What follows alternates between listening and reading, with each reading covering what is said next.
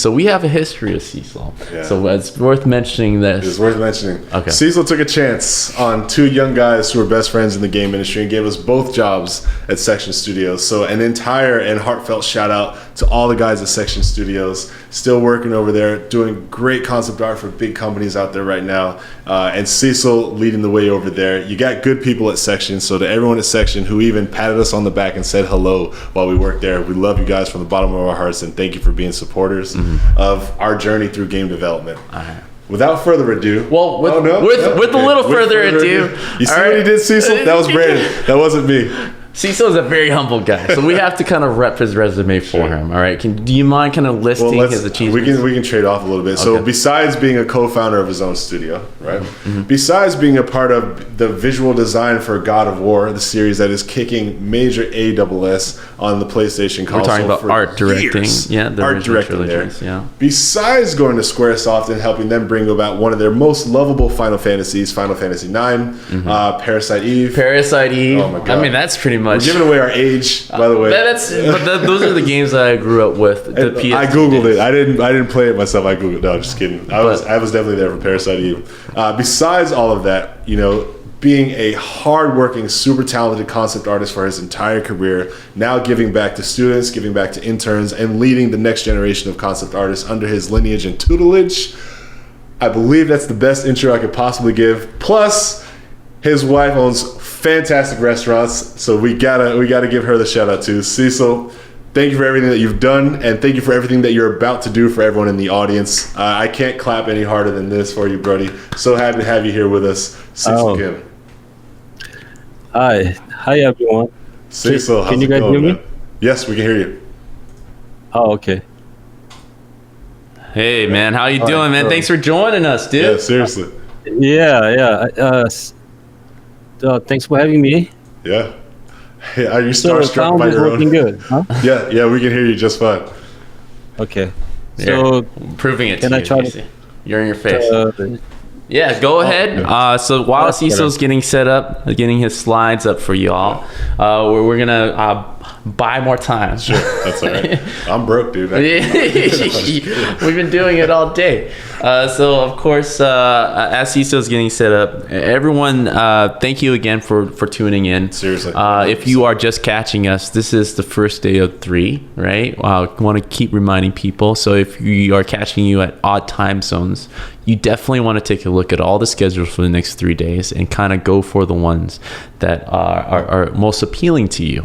I would say all of it is very appealing, but you can be very picky and do that yourself. So, Cecil, we're going to hand the mic and shut up, and you are all ears. It's all you. If you want, we obviously we listen in, so we can chime in if you need help or something. But for the most part, man, you got this.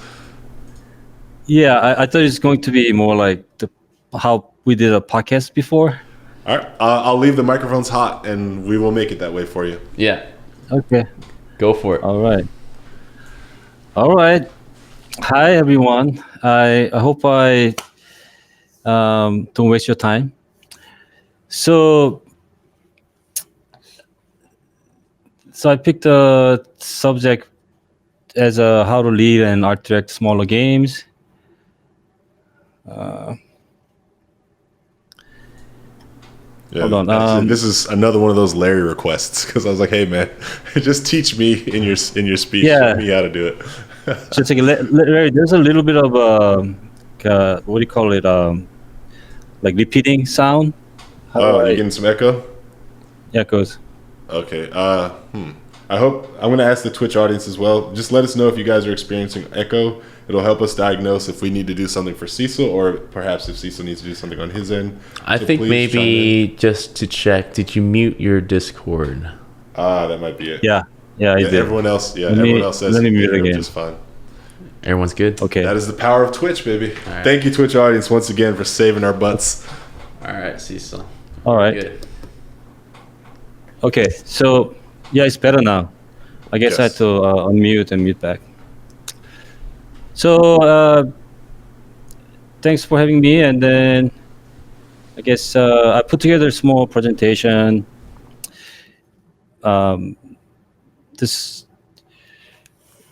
um, so this particular image that you're seeing is probably one of the most recent painting I did. Oh, nice. So This yeah, is from I an mean, upcoming game.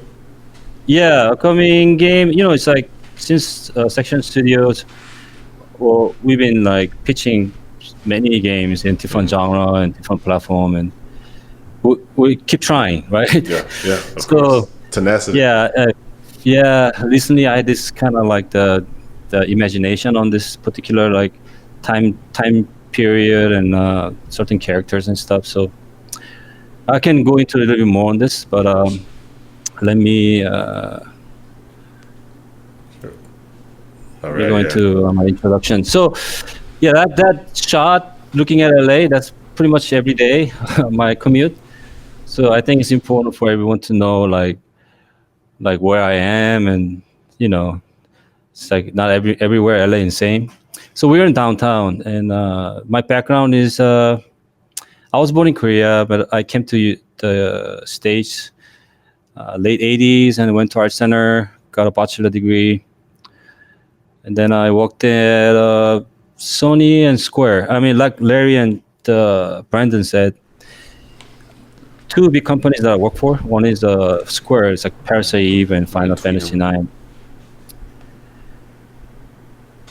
Yeah, you actually were a So big part of our childhood, man. So while we have you here, I definitely want to fanboy for that 1 second. If I didn't do it enough, I had yeah, so I've had yeah, all go of the ahead. games on there that I can see from here. Every single Oh one. man, that's cool. Yep. So the first 5 games that I worked on each took about minimum 2 years. So even like back in 90s, that's kind of long production time. So I worked on these big titles, and then span of like 15 years, I only worked on 5 games. But I take a lot of pride in it because I stayed through from the start to end. Because a lot of developers are saying I worked on this game, I worked on that game, but not everyone that means like they stay through the entire production. So after God of War 3, that's when most spotlight we got, and also my career, and I got the award, the BAFTA award as a best achievement. And then that's when I was start looking at myself and thinking, what else can what I mean, what is my potential, right? I mean, I always wanted to make a game around my vision, whether it's like small gameplay or it's about story about the characters that I invented, or just journey through this particular fantasy area that I want to portray. So I met a couple people who was willing to kind of like to kick off the business with some seed money, and I found the chemistry and it's really good people, and so I partnered with these two partners and start Section Studios. And then since then, both running business, that's probably like main part of not my the job, but my partner called me, I'm a quality guy, meaning everything we do in our Section Studio, I have to be responsible. It nothing gets out the door unless I say good, unless it looks good. A lot of service that we do is mostly on the visual side, so that's something that I feel comfortable. Like someone comes to me and, hey, we need this character. Can you guys help us? And because I work with so many talented concept artists from Sony and Square, basically Sony was amazing because I work with Andy Park now, who's a Marvel visual director, and Charlie Wen, he used to be Marvel visual director. And then, there's so many concept artists that Izzy Medrano, Jung Park, who's also lead concept at Respawn right now. So it was really good, like almost like major league team that I really, and also although Sony's like support and everything, it was really amazing time. But once you start the Section Studios, we had to figure out how to keep the lights on, start making money, and start building the client. Yeah, it's a whole different story when like all of those expenses that are normally just handled, right, come out of your pocket and your vision and your efforts like directly. Yeah, I mean, if you go to a kitchen, you don't see like beef jerkies and like fancy snacks anymore. We have a really like Costco coffees, and you have to really grind. So You know that feeling so well, man. That is so Yeah, real, man. though. It's like if you're so used to luxuries of a bigger studio Yeah. and you start walking in and it's like, oh, there's no cereal boxes. It's like, oh, it's real now. It's really real now. But it's true. But those are the things you do take for granted, being at bigger studios Right. and not having to worry about the bills. Yeah. But it gets, Right. if anything, very intimate and cozy when you switch to a smaller studio. That is true, though. That is the first thing you do probably notice when you walk through the door. I will say this though, Scott Hatomi at Section bought me breakfast like a couple of times. No other studio have I ever worked for as if they bought me breakfast. That's true. So there you yeah. go. Shout out to Section. yeah, cool. So I guess what I wanted to say is my career jumped from lead concept artist to art director / game director, and this is something wasn't given to me. It's something that I had to create and I have to take on. So all the fears and that challenges that you have to face is real, and I try to be prepared as much as I can, but a lot of it I have to learn on the way. So this presentation, I guess, what you guys can take away is, some challenges in making games from ground up. First time you're making games, and you have very limited resources, and also the funding, and then how to lead a new team and with your own vision, right? And then continue to support your own vision, and also, like blending like your team's vision together. And anyone who's thinking about starting their own studios and building their own team can learn from my experience, and hopefully they can make better decisions than me, and everyone can succeed. That is my like outline of pitch. But when I putting together this presentation, I start to like sidetrack a little bit, and it has a lot more of my personal experience as a business owner and game director and stuff like that. But I try to focus on art side more. So maybe you guys can ask me questions later if I skip some of the things that you want to hear from me. No problem. Okay, Still here with so you. the painting up here is also the mural painting that I painted for the studio. Oh, nice. With actually the character inside that's done by Nathan Noda. Yeah, it's actually a friend of mine. He's a great lowbrow LA painter. Nathan Noda did that painting with me. It's just kind of like we wanted to revitalize the studio, and after the last game kind of hit hard, and financially we kind of like regrouping and restrategizing our future. So we wanted to make that painting, basically saying like, hey, let's just let's start creating again. Mm-hmm. And then I that like guy in the But that's good energy. That's really good energy. I would say it's very easy to Thank look you. at something that happens and say, well, we tried. And then it's harder to pick yourself up and say, no, let's refocus, let's reevaluate, and let's redirect. All the reasons. Yeah, I mean, we have to like replace some of the majestic existence that we used to have, like Larry standing there working his design away. So right now, studio is a little bit feel empty. So that painting really covers the energy. Mm-hmm. Okay, so let's talk about prototype. Yeah. So I think everyone can do design on paper, but the years of experience that I already realized is you have to have a prototype. And how do you start that, right?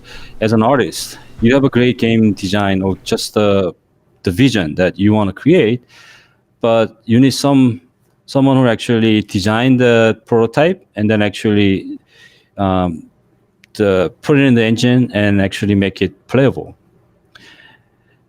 In some of the cases, I found that I was fortunate that I found person who can do both, meaning engineering and designer. There's actually a lot of talented sort of a hybrid of a designer and programmer out there, especially who knows how to Unity. And I met one person actually through a friend, and the other person actually through a meetup.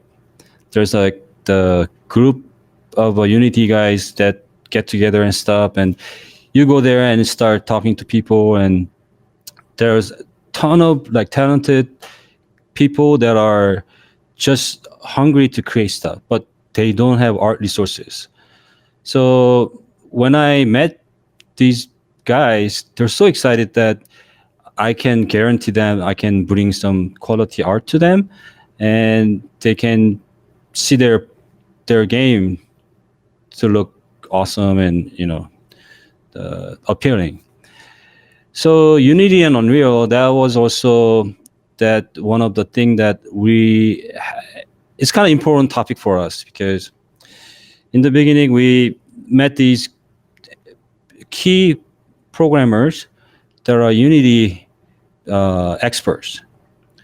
So one game we start working on it, and that led to a second game and stuff like that. And slowly we built more Unity pipeline and Unity experts in the house, where Unreal is pretty much the best engine for artists. I mean, that's what I think, and that's what I've been told. However, Unity in some sense has a lot of advantage, right? It can iterate quicker, and so we became a Unity house. So if I'm still wanting to pivot and try to make games in Unreal, but we haven't had a chance to take us to that level yet. We did create an awesome prototype on Unreal, but not a full game in Unreal. Yeah, I'm glad that you guys are taking a second look at Unreal, by the way. Me personally. Yeah, of course. And then same thing goes to multitasking artists, because when you make prototype, the assets, models, and animation and the character setup and things like that, I happened to work with a couple people that had a long AAA studio experience, and they are multi-skill people. So actually, we basically had an initial prototype on Bloodtail, which is an action RPG. We only had 3 or 4 people worked on it, but extra people actually support the art asset. And then obviously the visual style needs to be established, meaning that there needs to be a couple keyframe or the high level concept paintings needs to be done, which is a lot of times it's painted by me. So below 2 images you see in the slide, one on the right is actually painting I did for Eclipse, which is the VR game. Award-winning game, right? Award-winning in best mobile VR, and some one of the best art in the Unity VR.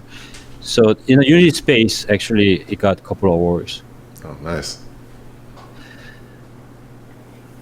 So this slide, as an artist, that first thing I did with the Action RPG prototype was these three fight arena being connected. Actually, there's a 4, and then there's a bridge is connecting to the final boss area. So with no design help, I had to sit down with the engineer, basically tell him, maybe we should try this. The camera is going to follow the character. However, this is the footprint of the level design. Mm-hmm.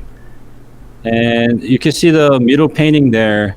That's sort of materials and how the scale between the arena and then side structures and rock, the style of rock. So in I try to kill two birds at one stone, right? Try to provide high level direction on the level design, or at the same time art direction here.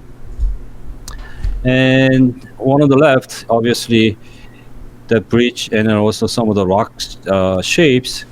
The modeler wanted to have a better look at that, so I had to draw some of the stuff. Man, Cecil, can I jump in for 1 second? You're getting a lot of love in the Twitch notes. I just wanted to read two things for you really quick. One person's like, oh my God, what a talented artist. It was the most recent comment I see. But one specifically that caught my eye about 15 minutes ago, I think Donosaurus Rex was saying, Final Fantasy IX is a huge part of why I became a concept artist. That game is freaking gorgeous and it still holds up. So these are the people who are listening to you right now. Like, just so you know, man. You're very much appreciated here. Oh, thank you.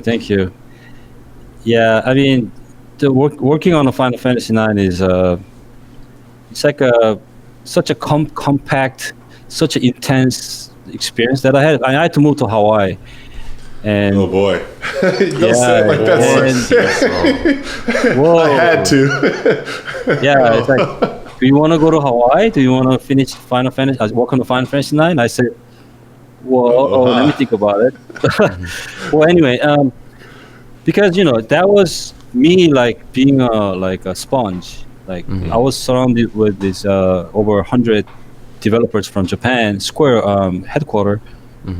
Yeah, and there's a lot of over-the-shoulder learning because I look at these map illustrators. They're doing really tight pencil sketches, right? So that actually translates right here because I went through that experience on 2-3 years. For me to kind of draft like map, top angle, side angle, things like that, it's very comfortable for me. So I sat down with Naveen. He's the engineer. He was going 100 miles an hour. He's already blocking stuff out and having cameras and stuff. And he's keep asking, so what do you want? And I'm like, dude, like you already like doing this? So it forced me to. Good old Naveen. I mean, there's no book how to design game, right? I mean, there must be, but I had to kind of like swing it. So. And I kind of want to actually expand on that. Like, it is one of the biggest things when you transition from a bigger studio to a smaller or even your own studio is that you mentioned before the resources get very real and you don't really know how to deal with it until you actually have to deal with it. Like you don't have the luxury of time to build your dream project. You have this much time and you have this much money, right?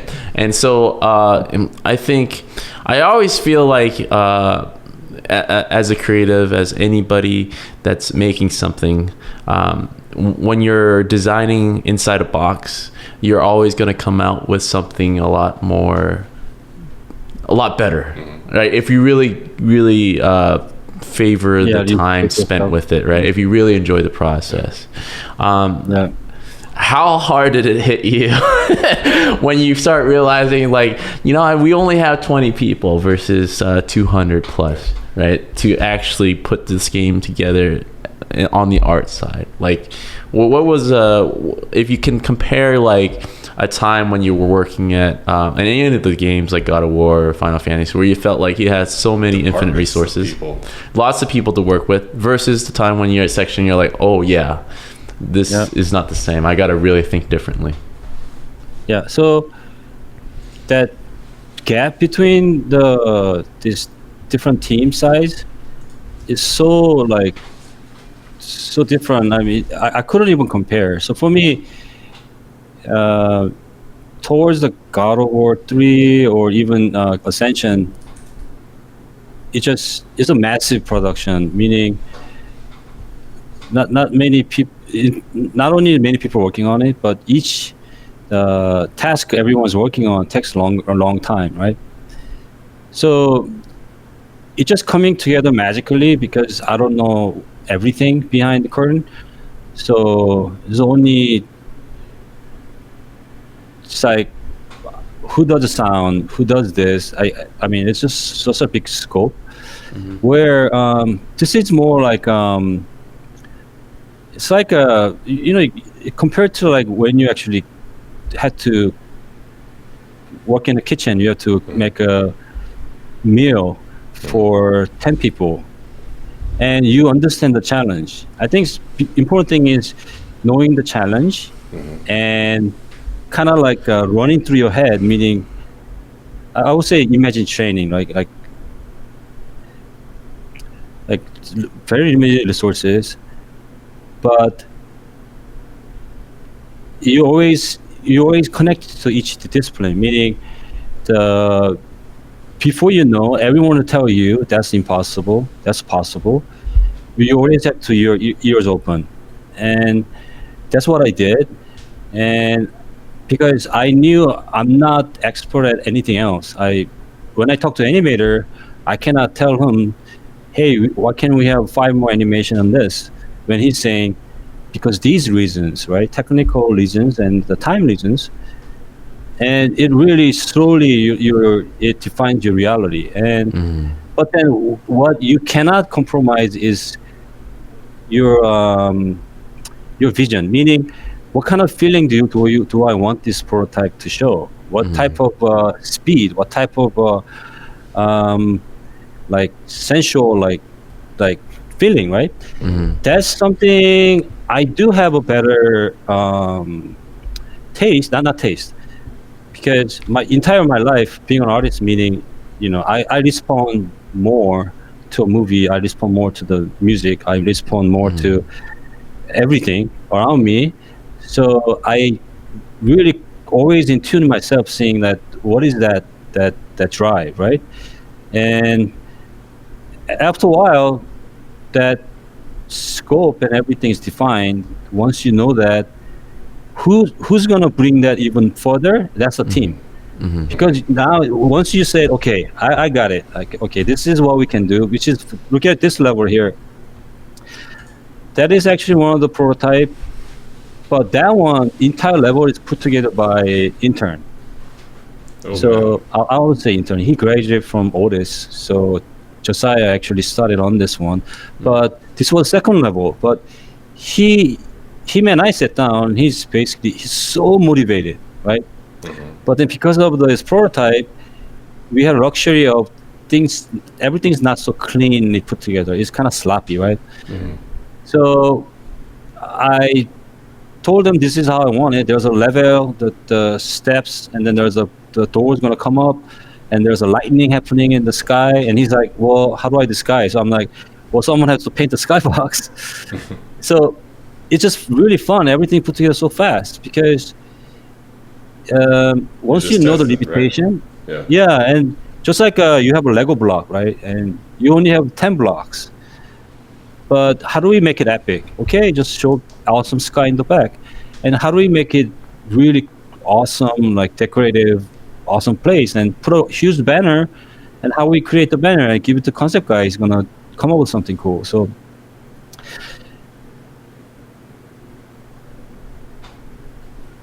that's the. I'm getting too excited, so I'm just kind of talking too loud. Is it okay? No, this is fine. This is great stuff. Like, good for us. Okay, it's very true. The advantage of working small is you're very agile. You're able to kind of react, and momentum. It's the speed. Even if it's sloppy, you get to the finish line. I kind of want to sign off to what you said before, because you having experience being an art director, and most people, I hope, don't assume that even if you're a director of any discipline that you know everything, right? Yeah. That's impossible. I think if anything, as an art director, you could be visionary. You have a sense of where you want to end up. But it is a check with all your colleagues to tell you, like, this is the budget and time. This is why you can't not do that. But I definitely agree with you. Like, what you can't sacrifice is the vision. So more so than saying that we can't do that because of these, it's more like, how do we get there as close as possible with the resources we have and creatively get to that end point, right? And I completely agree with you, because as soon as because you being an art director for so long, you have the eye, right, to kind of and the ability to kind of convey a feeling through whatever medium that you're portraying, in this case games, and to sacrifice any of that, you just end up with another product on the shelf, which is what every artist wants to avoid. Right. Shit, every designer wants And- to Every do that too. designer. Yeah, and a lot of times your job is giving feedback, so that's in itself, that's just like the full-time job, right? Whether you doing paint over on the Photoshop, or you're actually sitting in a meeting room and going over the process and just try to figure out a way to best way to articulate what your point is, right? And sometimes that you have to do that in front of 5-6 people. Sometimes you have to sit down one-on-one and do it. So that is a full-time job. And when I jump into this role as art director and sort of game director, thing that I worry about is I don't know much about technical side of game development. Meaning, I don't know much about engine. I don't know much about how to use shader. I don't know much about character pipeline. But what I realize now is if you know how to use these tools, the beauty of that is your feedback and communications are a lot faster. Yeah. But you can always cover everything. So you also have to do verbally translate or communicate in the screenshot and stuff. So I think there's a future art directors out there, how you want to be sort of game direct and also art direct together. I think get familiar with the engine tool is very helpful. And Maya and things like that. And you just have to understand the process. That's more important than you actually sit down and model the object and stuff. So let me continue on the slide. Okay. So once I made a prototype and we had to do the pitch, and then doing the pitch can happen in many different ways. But one time we had to go to DICE and we had to get a hotel room and just a marathon of publishers that coming in, and we had to have them play the demo and then also talk about what we want to do with the game and stuff.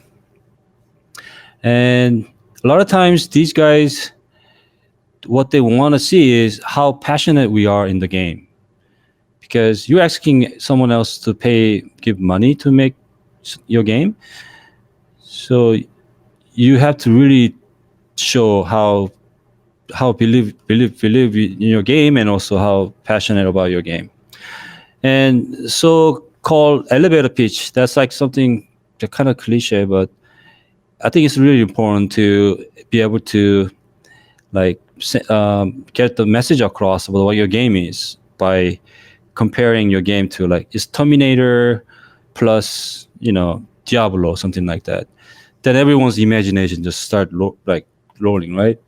And different part is because we're gonna have these features and things like that.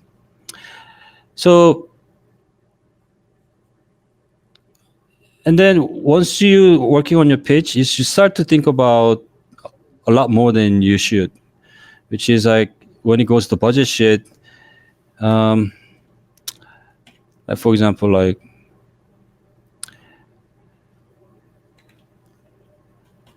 these are actually the previous prototype screenshots.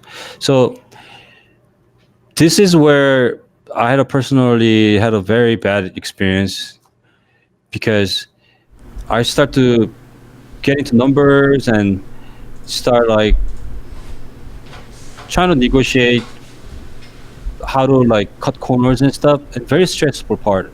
And what I want to tell you guys is Straight up showing. you just need to do a sort of general idea of it. You don't have to go like granularly all detail on it. So here is another game that kind of right now would try to construct the game around this idea. So this is like the lineup of characters that me and our character concept guy Brian, we work together on this. Oh man. So I think as an art director, when you start the game project, first of all, you need to know the scope of your game, and you have to understand the limitation that you're gonna have, and then the key gameplay mechanics that you wanna have, right? But besides that, I think what's important is, like I talked to you guys before, sort of emotional part of the game. So heart of the game, meaning the what actually be inside. What's the smell? What's the sound? What's the mental, like psychological, like experience? So this game, I call it bourbon for now, but basically that image on the left, it's like Great Depression, and there's like snow, and like prohibitions, and there's like gangsters and things like that. In this time, what if we make tower defense game where the gangsters are fighting like demons and things like that, right? That's an interesting juxtaposition. But you said gangsters, I was like, oh snap. All right, you piqued my interest. Yeah, so from there, and then you have to, before like getting to details, you have to communicate with the team that what your product is, what your art style is going to land within this.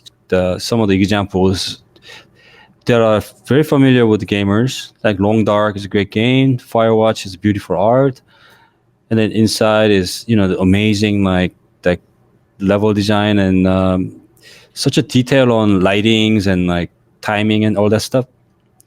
So all this inspiration game examples, and I really need to know where our game is gonna place, right?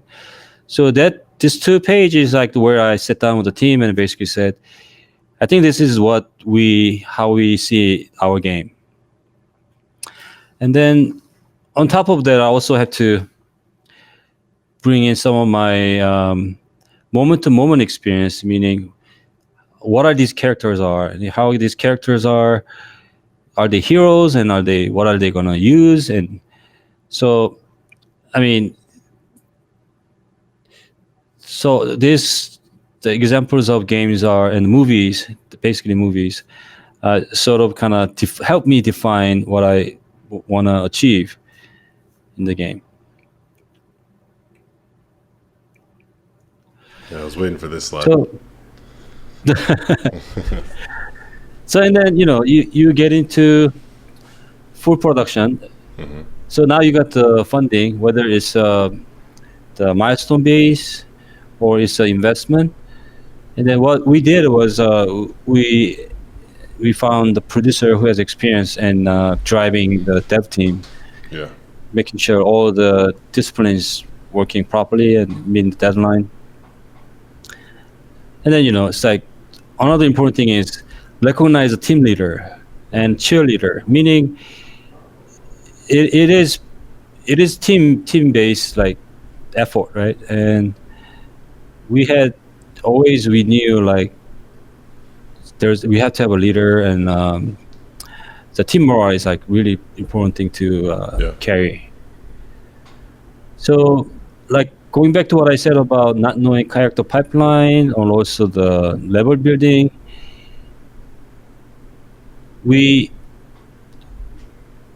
I knew that those are the area that I have to rely on someone else. So for example, like the character side, basically the things that I didn't know about were how combat design dictates everything to follow, meaning how the character needs to be designed, how the parts needs to be separated, and then how it needs to be rigged, and all those things that even though I worked on God of War, I was mainly on environments. I didn't really understand.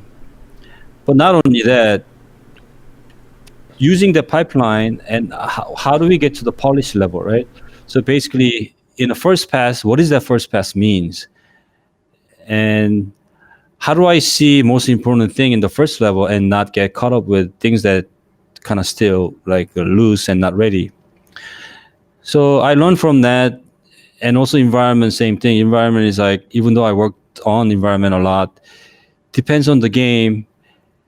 It needs to put together differently. So when Brandon worked on the Bullet Tales, we ran through some camera issue, and that wasn't anyone's fault. That was sort of the as a art director, me not having the enough experience. How important the camera is needs to be in place first, and also later when we worked on the simple platform game, we actually took a very different approach where cameras fully move around, but there's no block, nothing's blocking around the character. I was gonna say, Cecil, if it makes you feel better to blame Brandon, like totally, go ahead. We blame each other for stuff all the time. It feels great. I don't know why. Maybe there was such. Yeah, just keep coming back, but I love being blamed. yeah, and it also,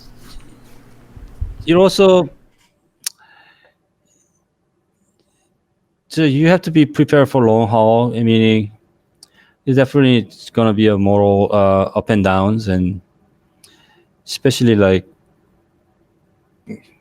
yeah, things are moving slow, right? Yeah, still here, buddy. Okay. So I think that this one is the sorry about this. No, you're fine. Actually, Just hide whatever bank account information. so let's break down elements in art direction. Okay. Okay. In the game side. So the first, you'll be the first hire if you're an art director. You're the first one working side by creative director to two people, right? And then you're probably in a hunt for someone who's going to own third pillar, which is engineering. So the three of us is going to start building a team together. And like I said, the character pipeline is very connected. And what I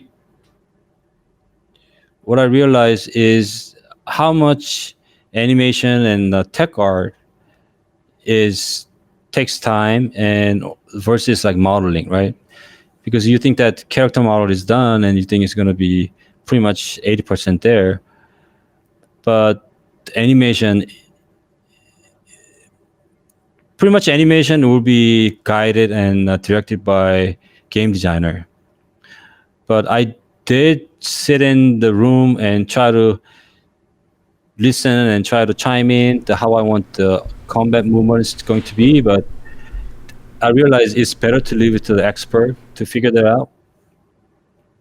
And then the environment art is the same thing. Environment is also not like character art. Environment art is very different from from game to game, from the side scroll for top-down strategy game to like third-person action game, right?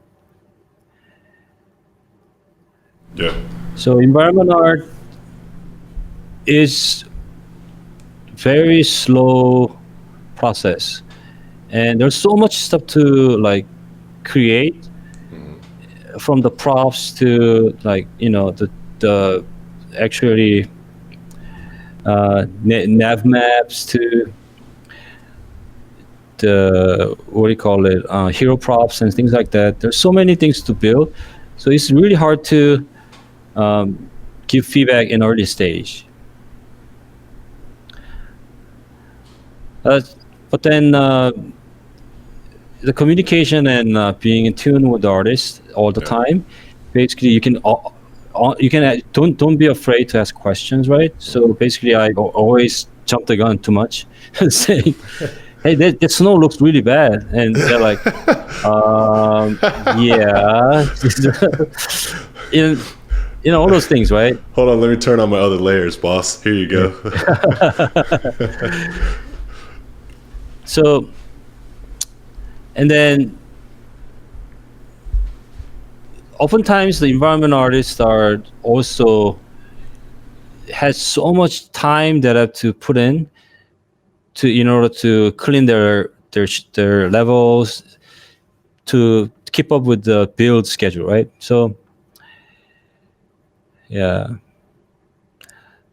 So as an art director, I think, yes, just being tuned and like keep communicating with the teams, that's pretty important. And then the UI, let's talk about UI a little bit. Okay. So UI is one of those things that I never dealt with before, and I mean, in a small scale, I had to. Yeah, go ahead. I was gonna say, in mobile specifically, right? Like that's you have less screen to work with. Your UI has to be even that much more purposeful. Otherwise, you're hurting the experience because there's so much. Exactly. So in mobile, the UI is so important, and it's not directly connects to business side of the model, and where you place the button and how you things have certain things like stand out. So I overly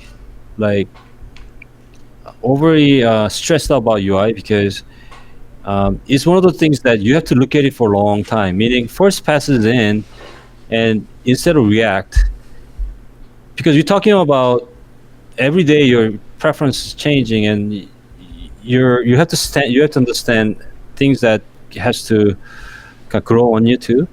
So for UI, for example, I realize it's you have to really sit on it, and you have to look at it, and don't react too much. And because one thing you don't like, you don't have to need to go to UI artist to stop and change the icon and stuff, things like that. Yeah.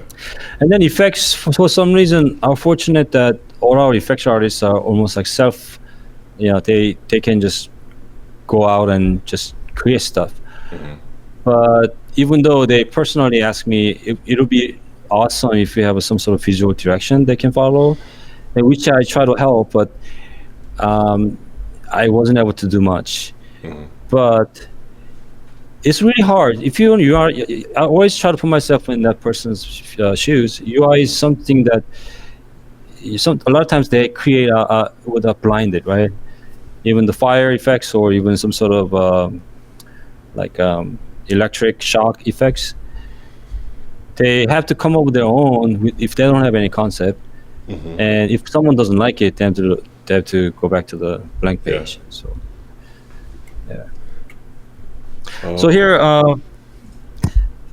so for example, as an art director, this particular character is also important as like moving lever, and this is really big character. And I went to Disneyland, and I was looking at this small world, and then I really like the design aesthetic, so I sketched this out. And then this is the concept artist. He took my initial idea and finished it. Then same thing with the small characters that in this game called Awake. This is the VR demo we created, and then you just have to show the direction of the character, right? And then these are eventually became a final characters. I still love those guys. It's really good design. And then memorable. And then here, because each games are different, but some games are very narrative driven, meaning it's like you're kind of telling a story through like these characters. So something like this, I had to do a lot of sketches, storyboard. So using the storyboard, not only how the camera is going to work, but also how some of the interaction is going to happen in this. So it became a sort of a blueprint for the prototype. And here's another example for the UI, because so UIs are pretty hard thing to do, but again, like, it's easy to make like quick judgment on what you see, but I think it's patience, and it takes time to be able to make a proper judgment on this. So I think what I can share with you guys, what I did before and what I wanted to change if I do it again, is the small game, small production. Iteration is necessary, but you only iterate when it's necessary, meaning time is very, very important part of the production, and sometimes you get into the mood where you want it to just iterate for the sake of to want to see this option, right? And I've done it at Sony. I've done it at Square. Sometimes we iterate forever because they can, because that's why they make these such a polished games and life-changing games. But Yeah.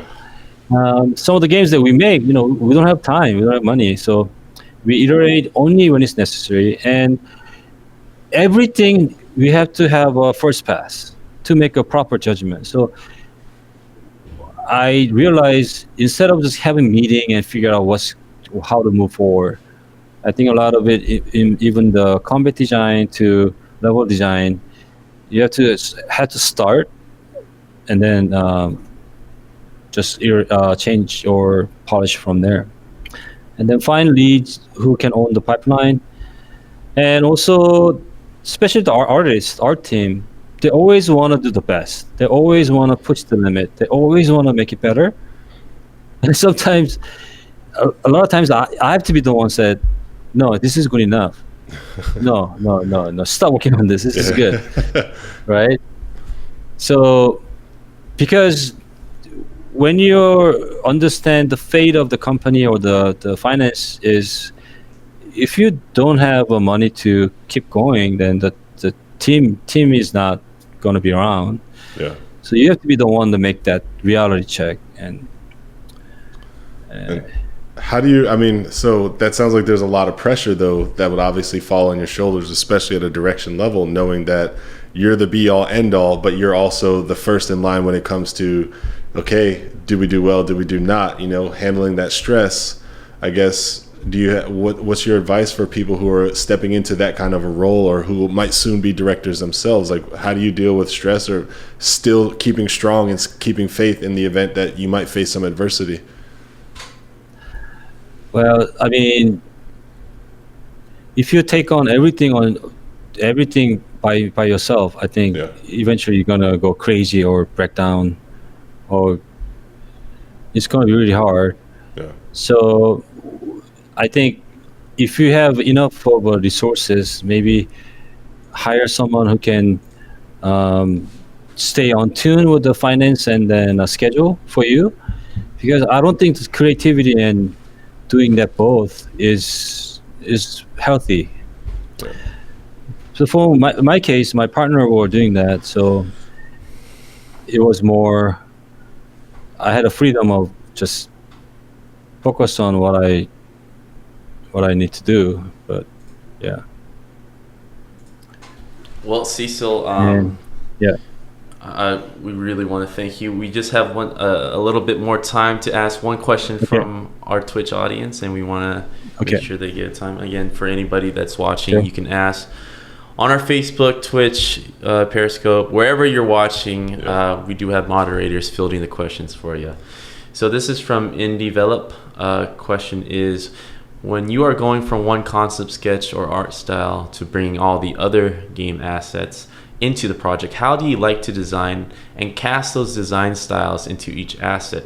For example, characters, backgrounds, props, etc. I'm sorry, can you repeat that question? I can re-ask. So when you are going from one concept sketch or art style to bringing all the other game assets into the project, how do you like to design those styles into each asset? And when it's specific, like characters, background, props, etc. That's a hard question, yeah. But I think it's pretty straightforward too, right? Yeah. First of all, I try to find the good examples to mimic that what I try to achieve. It doesn't have to be games. It could be comic book or it could be anything. But then I think a lot of the style has to do with the shape language. For example, you could use more curves and you could use more realistic details, or you could use more angular shapes, right? So those are the, and then you can get into colors and how contrast and what kind of texture you want to use. But I usually try to find some of the tone that could be representing the direction that I want to do. For example, like when you say Mobius, right? If you look at Mobius's art, it's very like detailed, but it's very line based, and it doesn't feel aggressive. It feels more sophisticated, and So from there, I try to achieve. How do I achieve that, right? So those are my way I approaching things. So for example, like Bourbon, that game is strictly try to bring in what I felt from playing the game. The Limbo, not Limbo. What is that game? Inside Out. Inside, and also Team Fortress, right? It's kind of like, because for me, it's like, that would be so awesome if I played that kind of game. So it starts from me wanting to play the game, but the visual wise, I try to find the examples and then go from there. All right. Does that answer the question? Yes. Yeah, it does. Man, Cecil, so again, we have the honor of sitting with you, spending time with you, hearing about your journey, hearing about what your experience has taught you and what you can share with our audience. So you already know we have nothing but respect for you, and we appreciate that you would spend time to come on and do this with us. So thank you, guys. Yeah, you're a Thanks titan in our industry. Yes.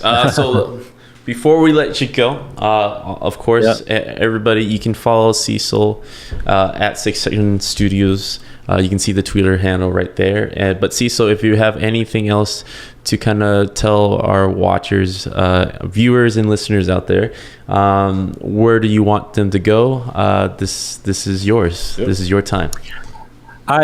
What I want to say is, if you want to try to get into game, and just do it. And job market is hot, and especially if you want to be an artist for games, go for it. Like, making art is the best thing, and it's globally happening, so it's great. And just communication is the key. So it's like, just learn how to communicate. Even I can communicate, I mean, English is not my first language, but the genuine good person, humble communication is always the key.